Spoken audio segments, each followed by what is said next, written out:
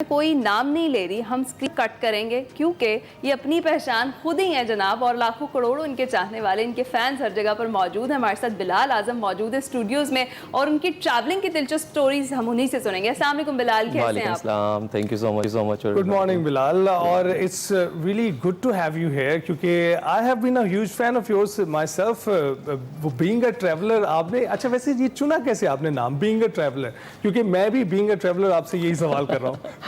So basically, first of all, thank you so much for inviting. So being a traveler, actual में निकला ही यहाँ से कि वो जो पैशन मेरे काफ़ी सालों से मेरे अंदर था दुनिया घूमने का, और मैंने बहुत ज़्यादा नाम सोचे भी इससे पहले भी रखने के, लेकिन मैंने कहा मुझे नाम कुछ ऐसा रखना चाहिए जिसकी कोई बाउंड्री ना हो और वो मुसलसल चलता रहे। तो वहाँ से फिर मैंने काफ़ी ज़्यादा 10-15 नाम सोचे, अपने फ्रेंड्स के साथ, कोलीग्स के साथ शेयर किया करता था।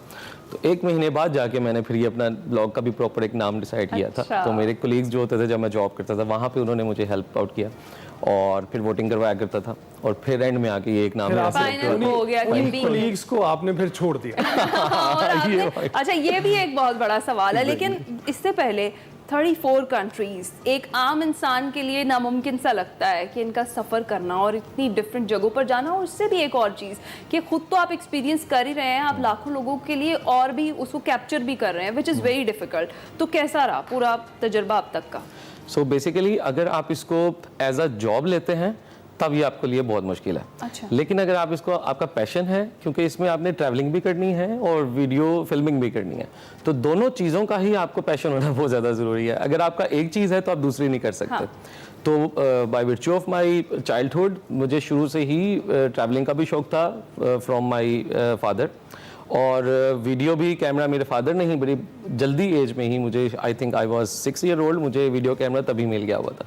उसकी वजह से by virtue of my hobby ये चीज़ मेरे अंदर दोनों चीज़ें आ चुकी थी कि मैं ट्रैवल भी कर रहा था और वीडियो फिल्मिंग भी करता रहता था फॉर और ऑन फैमिली। आपके दोस्त भी हैं और आपका पेशा भी शेयर करते हैं, इंजीनियर्स। ये क्या हो रहा है इंजीनियर्स को? सारे के सारे जो है सड़कों पर निकल आए हैं, दुनिया घूम रहे हैं, कि एक मुल्क से दूसरे मुल्क जा रहे हैं।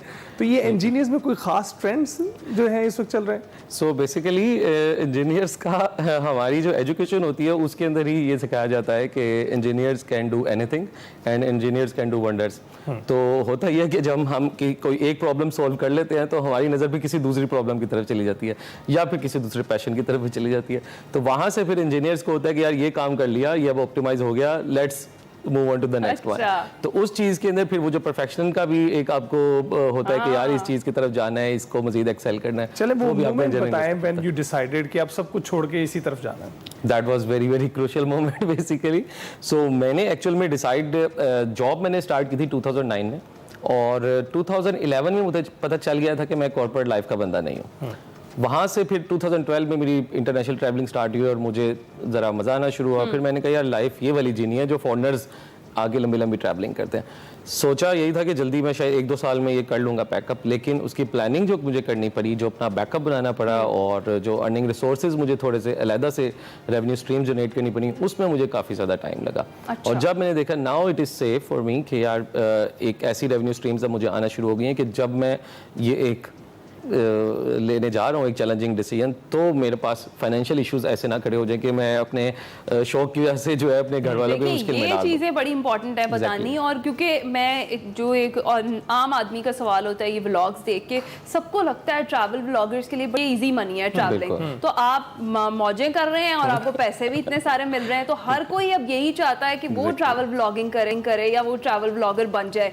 तो क्या उनके लिए पैगाम है कि बैकएंड पे क्या क्या चल रहा होता है, क्या कुछ मैनेज करना पड़ता है? जिस तरह आपने कहा कि आप एकदम से ऐसे नहीं आ गए, आपने पहले सारी चीजें मैनेज की, आपने फाइनेंसेस मैनेज की और फिर आप इस तरफ आए। बिल्कुल ऐसा ही है, और ये सबसे ज़्यादा मेरे जितने भी फॉलोअर्स मुझे अप्रोच करते हैं उनका पहला क्वेश्चन ये होता है कि हम स्टार्ट करना चाहते हैं ये प्रोफेशन। तो मैं उनको ये बताता हूँ यार और तो कोई प्रोफेशन होता होगा, ट्रैवल व्लॉगिंग ये ऐसा प्रोफेशन नहीं है कि आप डिसाइड करें और कल स्टार्ट कर दें। दोनों चीज़ों का, एक तो पहले आपको वीडियो फिल्मिंग का भी और ट्रैवलिंग का भी पर्सनली बहुत ज़्यादा शौक होना चाहिए, क्योंकि travelling is not an easy thing. बहुत ज़्यादा ख्वारी भी होती है इसके अंदर और बहुत ज़्यादा हैफेजर्ड सिचुएशन भी आती है। Plus when you have a Pakistani passport specially बहुत सरप्राइजेस के लिए तो हमेशा रेडी रहना चाहिए। तो उसके लिए आपका वो जो बैक एंड वाला पार्ट है कि आपकी वो जो फाइनेंसेस है वो इतनी ज़्यादा सेट होने चाहिए कि आपने व्लॉगिंग की, आप दूसरी कंट्री में गए, आपका कोई 5 से 10 लाख लग गया और वापस आके आपको कोई व्यूज़ नहीं आए, तो वो फिर आपका एक ही दफ़ा ट्रैवल होगा, अगली दफ़ा आप कहीं नहीं जा सकोगे।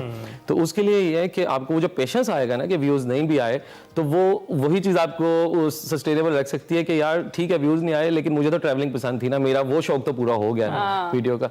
तो वो चीज़ जब आपके अंदर खुद से होती है तभी आप लॉन्ग टर्म ट्रैवलर बन सकते हैं। आपने वीडियो फिल्मिंग का भी कहा कि ये भी आपको आनी चाहिए खुद से। हमने बड़ी बार देखा है कि आप बाइक जो है वो राइड कर रहे हैं और आपकी जो ऊपर से फुटेज जिनको आप ड्रोन फुटेज कहते हैं वो भी बन रही होती है। आपके साथ कोई जाता है ट्रैवल, आपके साथ कोई पार्टनर, या फिर आप खुद ही मैनेज कर रहे होते हैं? ये भी क्वेश्चन मुझे बहुत ज्यादा किया जाता है कि आप झूठ बोलते हो, आप सोलो नहीं जाते। हाँ, क्योंकि लगता नहीं है ऐसे कि आप खुद ही मैनेज करते हैं। तो उसमें ये है कि क्योंकि जब भी मैं ट्रैवल पे निकलता हूँ ऑलमोस्ट मेरे बैग में 7 कैमराज होते हैं डिफरेंट मोड्स में यूज करने के लिए। 360 camera, action camera, drone camera, DSLR और बाकी जितने भी हैं मोबाइल वगैरह।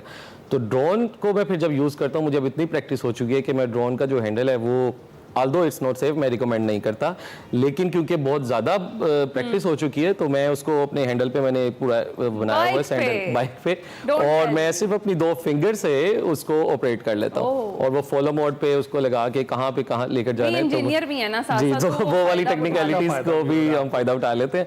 तो बाकी है कि कुछ उसके अंदर ऑटो पायलट की ऑप्शन होती है। आई टोटली ट्रस्ट यू कि आप सोलो ट्रैवल कर रहे होते हैं लेकिन इसके साथ बताएं कि कुछ लोग अपनी फैमिली के साथ ट्रैवल कर रहे होते हैं, does that make it difficult? क्योंकि आपने अपनी वीडियोस बनानी होती है और also when you are crossing borders, तो उसमें इतना इक्विपमेंट लेके जाना साथ, वो कैसे कर पाते हैं आप? तो स्पेशली अगर फैमिली के साथ आपने कंटेंट क्रिएट करना है, that is very difficult, because आपने या फैमिली को मैनेज करना है या आपने कंटेंट को मैनेज करना है। तो अगर फैमिली व्लॉगिंग वाला पार्ट है वो आप कर सकते हैं, लेकिन फैमिली को साथ लेकर ट्रैवल व्लॉगिंग करना इज़ वेरी डिफिकल्ट, बिकॉज आपने उसमें वो चीज़ें बतानी है, उन जगहों पे जाना है जहाँ पे शायद आप अपनी फैमिली को उन मुश्किलात में नहीं डालना चाहते, जहाँ पे आप अकेले जा सकते हो। तो मैं तो रिकमेंड नहीं करता इस तरह की ट्रैवलिंग के अंदर अपनी फैमिली को लेके जाना, वो क्योंकि प्योर ट्रैवल व्लॉगिंग के अंदर। और हाँ, अगर आप सेपरेट फैमिली ट्रैवलिंग कर रहे हैं, उसको आप सिर्फ अपनी एक मेमोरी के तौर पे फिल्माना चाह रहे हैं, that is okay, but to make a full flash travel content जिसमें आप लोगों के लिए गाइड भी प्रोड्यूस करें, जिसमें आप लोगों को इन्फ्लुएंस भी करें, उनको इंस्पायर भी करें कि वो लोग ट्रैवल कर सकें आपकी वीडियोस को देख के, वो आपको प्रॉपर प्लान करना पड़ता है और चीज़ों का ख्याल रखना पड़ता है कि अच्छा, इसी में ही ख्याल से मुझे एक चीज़ रिलेट करने को मिली कि बहुत सारे लोग ये भी कमेंट कर रहे होते हैं कि कोई अगर बैड एक्सपीरियंस होता है अगर किसी ट्रैवल ब्लॉगर के साथ, तो वो कहते हैं कि इनके साथ ही क्यों होता है, ये स्क्रिप्टेड होता है, ये प्लान्ड होता है। डेफिनेटली अगर आप ट्रैवल कर रहे हैं तो इस तरह की कुछ चैलेंजेस जो हैं वो आते तो हैं। आपके साथ कुछ इस तरह के वाकयात हुए हैं ड्यूरिंग ट्रैवल? बिल्कुल हुए हैं और कई दफ़ा तो बहुत ज़्यादा बुरे भी हुए हैं।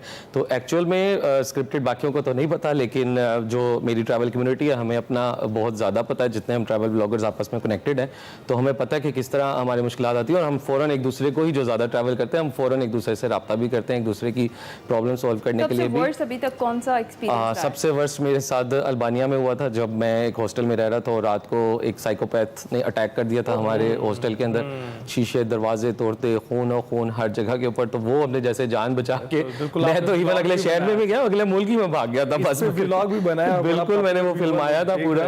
तो जो आपकी बात थी कि ये स्क्रिप्टेड होता है इस तरह के इवेंट, तो इसमें बेसिकली हमारी कोशिश ये होती है कि जो हमारे साथ रियल टाइम हो रहा है, हम जो ब्राइटर साइड ऑफ ट्रैवल की है वो भी दिखाएं और जो डार्कर साइड है वो भी ज़रूर दिखाएं लोगों को, ताकि लोगों को सिर्फ ये ना लगे कि ट्रैवल करना इज़ फन, ट्रैवल के अंदर अयाशी होती है, ये तो लोग घूमते हैं, एंजॉय करते हैं, उसके पैसे भी कमा लेते हैं। लेकिन इसकी एक ब्राइटर साइड के साथ एक डार्कर साइड भी है जो आपको खुदा ना खास्ता किसी भी ये शेयर इसलिए करते हैं ताकि रियल टाइम ही पता चले। अच्छा, अभी बताइएगा कि आप इंडिया और दीगर ममालिक अभी आप टूर करके आए हैं, बांग्लादेश का टूर करके आए हैं, तो इंडिया बांग्लादेश के जो दोनों टूर थे उसमें आपको क्या क्या एक्सपीरियंसेस हुए, और क्योंकि बहुत ही शॉर्ट ट्रिप था उसके मुतालिक बताइए। सो इंडिया वाला ट्रिप तो obviously once in a lifetime, वाला ट्रिप होता है, आपको वीज़ाज़ क्यों नहीं मिलते, तो it was full of adventures. सबसे पहले वीज़ा लेना ही बहुत मुश्किल है क्योंकि टूरिस्ट वीज़ा इंडिया का मिलता नहीं है। तो एज अ ट्रैवलर हमारी ओब्वियसली केमिस्ट्री दोनों मुल्कों की वो इतनी अच्छी नहीं है, लेकिन एज अ ट्रैवलर आपके लिए बहुत क्यूरोसिटीज़ होती हैं ऐसी जगहों को एक्सप्लोर करना जहाँ पे आपके रास्ते बंद हों, वहाँ पे जाने का ज़्यादा दिल भी करता है। तो उस पॉइंट ऑफ व्यू से फिर हमारे पास एक ऑप्शन थी कि हम उसको जो रिलीजियस वीज़ा उसमें आप गवर्नमेंट ऑफ पाकिस्तान के साथ बेसिकली जाते हैं। तो 3 साल की कोशिशों के बाद मुझे वो वीज़ा मिला, 5 डेज़ मैंने वहाँ स्पेंड किए, और जो हमें यहाँ पे लगता है वो वैसे लोग वहाँ पे नहीं, आपको बेसिकली जो हमें यहाँ पे थोड़ी सी जो केमिस्ट्री थोड़ी सी आती है हेट वाली, वो आपको नहीं मिलती एक्चुअली। वहाँ पे लोग बड़ी अच्छी तरह आपको ट्रीट करते हैं। तो मैंने स्ट्रीट फूड बड़ा फेमस है, ये भी स्ट्रीट फूड भी बहुत अच्छा लगा, और स्पेशली जो उनका बहुत पुराने खाने जो हमारे इधर बहुत मशहूर हैं वो एक्चुअल में ओब्वियसली उनकी बेसिस वहाँ पे है। तो वहाँ की बिरयानी एक्सपीरियंस करना, वहाँ की दिल्ली की पतली गलियों में जाकर उनकी निहारी खाना, उनके एक एक चीज़, वो बहुत बहुत मैंने एंजॉय किया क्योंकि वो एक सिटी का वीज़ा था।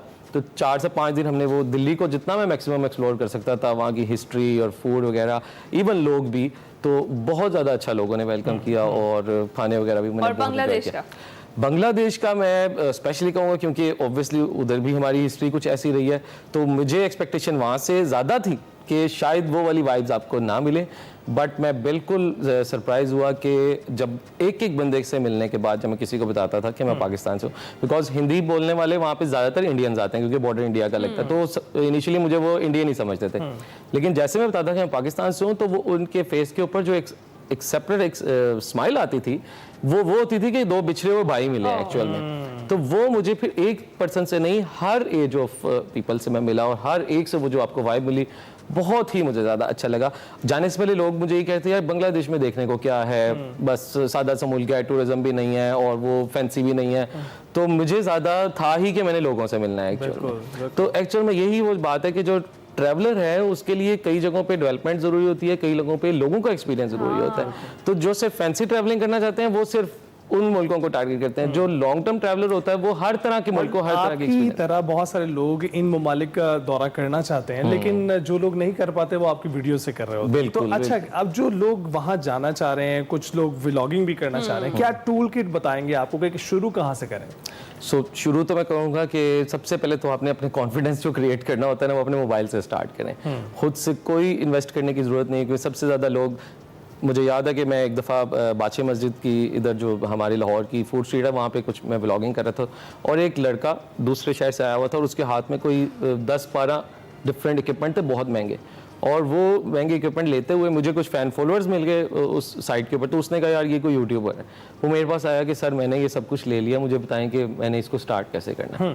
तो वो पहले ही कोई 20-25 लाख लगा चुका था और उसको पता ही नहीं था क्या करना है। तो आपने सबसे पहले ये करना है कि सिर्फ आपके पास अगर कैमरा है, मोबाइल है, उससे खुद से वीडियो बनाना स्टार्ट करें और लगाना शुरू करें और फीडबैक लेना शुरू करें अपने फ्रेंड्स और फैमिली से, और फिर इन्वेस्ट करें जब आपको कुछ उधर से अर्निंग स्टार्ट हो जाए, फिर ज़्यादा बाद में इन्वेस्ट करें, पहले बहुत ज़्यादा इन्वेस्ट करने की ज़रूरत नहीं है। बिल्कुल ठीक है, बहुत शुक्रिया। बिलाल आजम हमारे साथ मौजूद थे और एक्सपीरियंसेस उनके थे, उन्होंने हमारे साथ शेयर किया, और जो नए लोग जो ट्रैवल ब्लॉगिंग की तरफ आना चाहते हैं उनके साथ भी उन्होंने एक्सपीरियंस शेयर किया, और उनके लिए भी टिप्स उन्होंने दिए हैं कि किस तरीके से वो इस फील्ड में आ सकते हैं, कितना आसान कितना मुश्किल है, सब कुछ शेयर किया, हमने आपकी मुलाकात कराई है।